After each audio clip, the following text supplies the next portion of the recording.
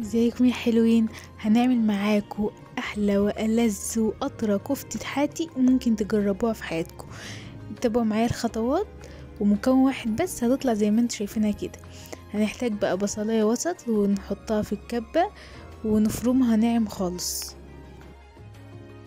وبعد ما تبقى مفرومة ناعم كده هنجيب مصفى ونصفيها من كل السوائل اللي فيها، لان الكفتة بتحتاج ان هي ما يكونش فيها اي سوائل عشان ما تفكش منكم.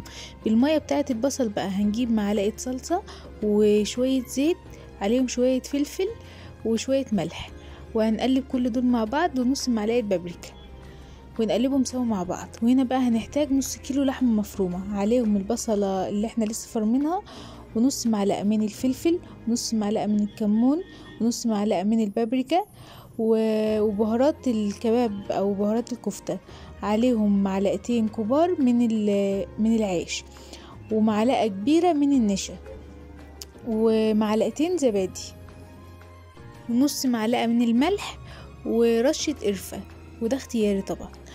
هنقلب بقى كل دول مع بعض كده. واهم حاجة طبعا بقى معلقة النشا اللي انا حطيتها، لان هي اللي هتخليها طرية جدا من جوه. هنجيب بقى عيدان خشب كده عشان نشكل عليهم الكفتة بتاعتنا، وهنشكلهم بالشكل اللي انا بعمله ده. بصراحة بحب اعملها كده لان هي بتديلها شكل احلى.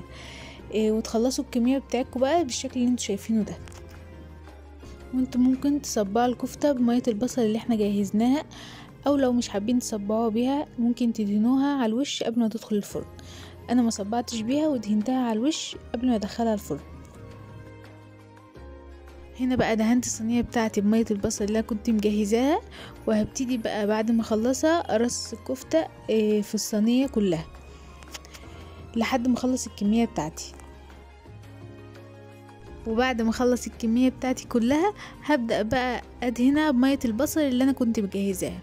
وميه البصل دي يا جماعه هي اللي بتديلها اللون الحلو اللي انتوا بتشوفوه في الاخر كده، وادخلها الفرن. وهنا بقى بعد ما خرجت من الفرن مباشره، شايفين بقى اللون الحلو اللي انا كنت بقولكوا عليه؟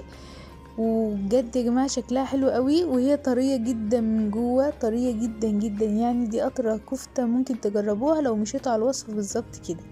ويلا عاوزة كل اللي مشتركش في القناة يشترك ويفعل زر الجرس عشان يوصل لكم كل جديد، واشوفكم في فيديو جديد يا حلوين. باي.